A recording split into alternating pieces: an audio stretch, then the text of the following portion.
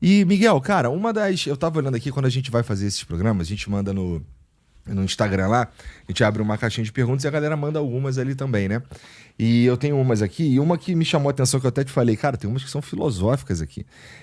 A gente já falou disso antes, mas um ponto interessante pra gente levantar é como é que funciona, se é que funciona, o livre-arbítrio, Ah, né? é. Porque eu sei que, em outras conversas, eu sei que a gente, antes da gente achar que a gente quer fazer alguma coisa, o cérebro já se mobilizou e a gente sente que a gente quer fazer alguma coisa, sendo que já foi decidido por nós, de certa forma, pelo nosso cérebro, né? Então, dá pra dizer, na tua opinião, que, inclusive, é um ateu, a gente tem livre-arbítrio? Bom, essa é uma disputa milenar, né? São milênios que o ser humano se indaga tanto a si mesmo quanto aos seus pares, Uhum. né? Desde os grandes filósofos. E não é só no mundo ocidental, né? A gente tende a falar dos filósofos gregos, né? Mas essa é uma disputa que vem desde das civilizações imemoriais, 5, 6 mil, 10 mil anos atrás, né? Onde o ser humano questiona se ele está em controle Uhum. das suas próprias decisões. E ela é bem dividida no mundo filosófico e na neurociência. Eu desde talvez do começo da minha carreira, me alinho aos filósofos como John Searle e outros que acreditam, sim, que nós temos o livre-arbítrio. E o problema é que vários cientistas também, neurocientistas, que defendem o contrário, defendem que nós não estamos em controle das nossas decisões, na minha opinião, conferem interpretações a alguns resultados neurofisiológicos de uma maneira equivocada, né? Porque, como você mesmo falou, tinha um grande neurofisiologista, o Benjamin Libet, fez um experimento que era muito simples, né? Ele mostrava, punha um relógio na frente de um cara e luzes correndo, e quando a luz parava, uma luz parava ou acendia, não me lembro os detalhes, você tinha que apertar um botão. E aí você perguntava para o cara, como ele estava olhando para o relógio, quando ele ficou consciente do processo de decisão que ele ia apertar o botão. Uhum.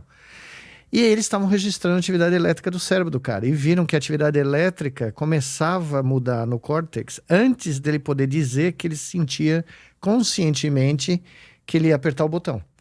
E algumas pessoas interpretam, inclusive o Libet no começo, achando que isso prova que nós não decidimos, né? Uhum. Que inconscientemente essa decisão é tomada antes de que eu ou você possamos comunicar a outra pessoa, olha, eu vou apertar o botão, decidi que eu vou apertar o botão.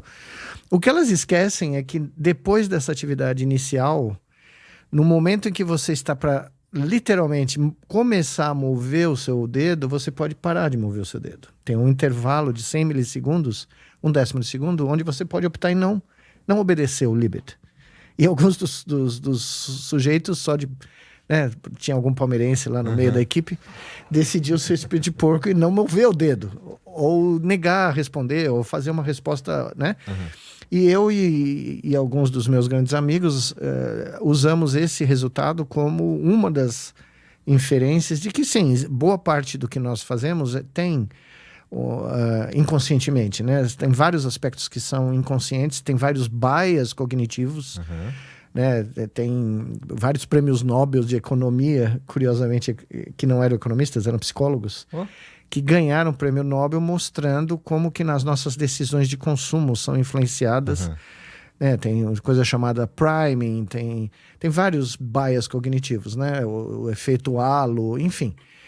Isso aí é facilmente encontrável na literatura.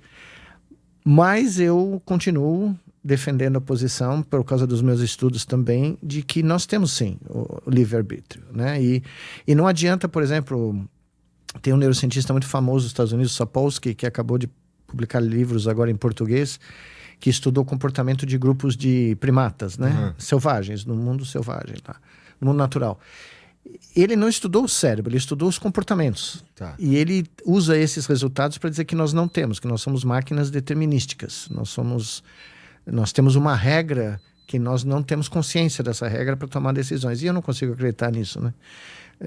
Mesmo porque ele não tem a prova cabal que é olhar no cérebro de quem ele estava observando, né? Uhum. Então eu acredito que quando Michelangelo estava deitado de bruços pintando a Capela Sistina e resolveu dobrar o dedo de Adão e manter o dedo de Deus, né? Porque essa é a icônica, né? O dedo de Deus é reto, como quem diz, essa é a lei. E Adão cruza o dedo, como se ele quisesse dizer, ok, essa é a sua lei, mas eu tenho a opção de decidir se eu vou segui-lo ou não, entendeu? E esse é um exemplo clássico, etnográfico, de que nós temos livre-arbítrio. Eu acredito que Michelangelo passou a mensagem correta. Uhum. E também... isso é correto que... bom, você acabou de dizer que no experimento o córtex registra a atividade antes do cara... Tem uma atividade genérica que aparece. O problema é que ninguém literalmente estabeleceu a relação do que essa atividade está fazendo. Uhum. Porque não é trivial, tá? Então tem uma atividade elétrica que está... Por exemplo, você está no contexto, o cérebro sabe que ele está numa tarefa. Ele está no contexto de resolver um problema que foi colocado a ele. Então tem uma ativação global que provavelmente prepara o processo de decisão. E que é comunicado, não é verbal, era motor, né? Ele apertava o botão. E aí sim ele tinha que falar o que ele... Quando foi no relógio que ele percebeu que ele ia mover o dedo, né? Tem toda uma ativação que precede isso. Mas que essa é a única...